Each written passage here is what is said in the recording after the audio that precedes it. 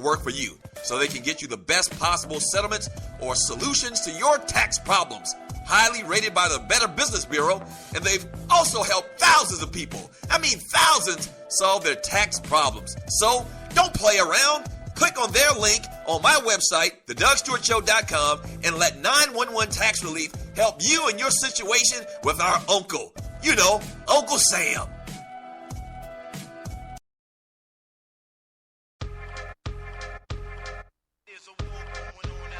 Punching you in the gut with that real sports talk, like Mike Tyson. It's the Doug Stewart Show. Welcome back to the show. This is the Doug Stewart Show. And yes, I really appreciate the love.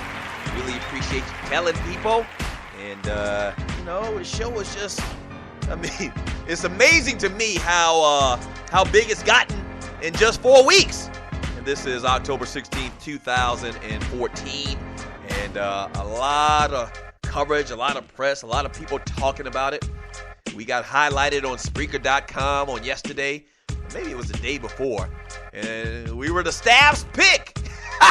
And so basically the staff got together and says, which show would you pick? And they said, the Doug Stewart Show! Yes! At least that's how I imagine it went down. So thank you, everybody, for telling your friends and your family and your peoples about the show. I really do appreciate it. It's only going to get bigger. It's only going to get better. We're only going to do bigger and better things as far as guests and conversation and production and all of that type of stuff. So stay tuned, man. It's going to be big. It's going to be real big. This is the Doug Stewart Show. And it's a Throwback Thursday. We had on a little bit earlier the great Sam Cunningham, running back for the University of Southern California Trojans, former New England Patriots. The Patriots play tonight against the New York Jets. And Jets just horrible right now. And the Patriots starting to turn things around. Rob Gronkowski's getting healthy. Tom Brady had a little hiccup a couple of weeks ago, but he looks like that he's starting to get his little, swagger back as far as throwing the ball downfield. The receivers who are green, very green, but they're looking like they're starting to make some plays now. So, we'll see if the progression of these New England Patriots, because pretty much when the Patriots struggle, and I think they got blown out in that one particular game where Tom Brady was horrible. I think it was against Green Bay. Don't quote me. I'll try to pull it up and find out in a second. But usually when they struggle, they make adjustments. Him and Belichick make adjustments like no other team or coach that you can probably even think of. And so they have been on fire the last couple of weeks playing fantastic football. And so we'll see if that continues tonight. And I fully expect it to continue tonight, playing against Geno and Geno Smith and the New York Football Jets, who they just ain't got nothing, man. They ain't got nothing. Absolutely nothing. So obviously we'll be talking about that tomorrow on a Football Friday and all of the other big games coming up in the NFL and college football this weekend as well. We had somebody hit me on, I think, the chat line or Twitter a little bit earlier, and they were talking about the Chris Webber. Chris Webber is out there actually looking to try to buy the Atlanta Hawks. And so I hadn't heard that story, and it actually just came down today. So this is new. Chris Webber is going to lead a group called the Webber Group, which has informed the league of its desire to purchase majority interest in the Atlanta Hawks. The franchise is for sale in the wake of the controversy with former owner Bruce Levinson and general manager Danny Ferry, some racially charged comments that those guys made. And I mentioned when this first came up today, I think that would be a great look. I mean, that could be like a life-changing moment for the organization. Kind of similar like I just thought about it just now. You remember when Reggie White went and played for the Green Bay Packers? You remember that was like the biggest thing ever. Now, people that don't remember it, they only remember the Green Bay Packers with Brett Favre, the latter years of Brett Favre, and when they won the Super Bowls and they had Reggie White, or really younger people who only remember the Green Bay Packers over the last couple of years, pretty much being an up-and-down team over the last couple of years, but winning a Super Bowl a few years back. And really a great franchise, and a franchise that's regarded as, one of those legacy programs or organizations that wins Super Bowls. But before Reggie White went to Green Bay, the Green Bay Packers sucked. Yes, the Packers sucked for a long time. But Reggie White single-handedly changed the attitudes and the opinions of the Green Bay Packers. The conversation was always they couldn't get the best free agents because no one wanted to go play in Green Bay. It was a small market team. There was also some conversation about black players not wanting to go play for the Packers because it was, a racially charged situation in that city or something to that degree. And Reggie White said that the good Lord told him to go play for the Green Bay Packers. Reggie White was a minister, and he was very religious. And so he said that God told him to go play for the Green Bay Packers. And the rest was history.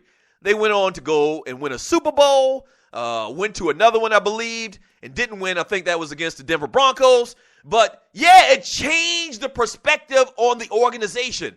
And I think Chris Webber, okay, with all his swaggerliciousness, playing for the Fab Five and his quote-unquote street cred among black players in the league, I think Chris Webber would be a very good look as an owner for the Atlanta Hawks. Now, I got to get more details on it, and I don't know who else is vying for the team as well. We'll give you all of that as it comes out. But I think that would be a good look because the Hawks just haven't been able to attract free agents, even though a lot of the best players in the league live in this city. Atlanta's, quote-unquote black Hollywood. The players love this city. Athletes love this city in general. But they don't want to play for the Hawks. They don't want to play for the organization. The organization has, and especially what's happened with Levinson and Danny Ferry, it just took the disparaging thoughts about the organization to a whole new level. So, yes, I think something that would change the fortunes of the Hawks long term would be for a guy that has the cachet of a Chris Webber to come in and be a majority owner. I think that would be a great thing. You're listening to the Doug Stewart Show. Thank you very much for joining me. And also one other news and note from the world of the NBA. Michael Jordan commented about LeBron James and Dirk Nowitzki's comments that the NBA's 82-game regular season should be shortened. And basically Jordan says, man, these guys need to shut up. You sound like bitches. Yes. He said it never was a problem for him and his peers when he was playing in the NBA. And, in effect, why are you guys complaining? You're playing basketball for a living. It's no big deal. I don't think it's a big deal either. If they were to shorten the season to 60 games or whatever, I don't think it'd be that earth-shattering. I think it'd be all right. It's no big deal. It's not like baseball where, they really hold on to tradition and the stats of the game. Basketball, I don't think it'd be that big of a deal. It's not that big of a deal in football. They've gone from, I think, 12 games a season to 16 games over the years. A lot of rule changes. I mean, just dramatic rule changes in football. It's kind of like the culture of the NFL. They make rule changes all the time.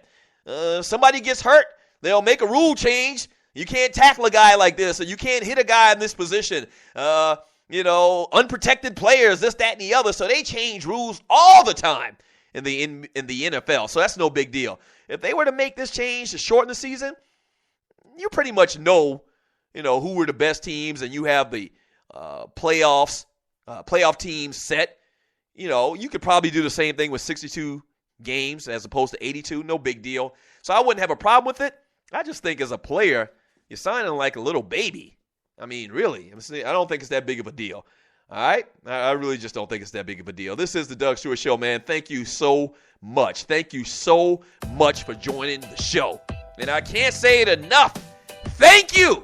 Thank you for making this the fastest growing and the most fun, the most energetic, the most death-defying sports talk show in America.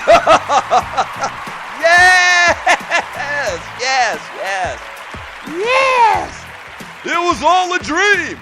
Yes. If the great Biggie Smalls were here, he would belt that out. It was all a dream. Yes. Doing this show, giving the people back a format to talk sports and to keep it real and to have fun. And we're doing the damn thing on the Doug Stewart Show. So continue to tell 14 people about the livest, the most Wait a minute. Hell, I'm feeling real froggy today.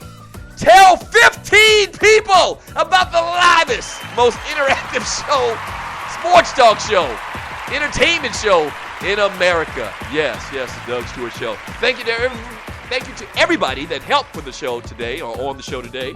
The Tree of Life.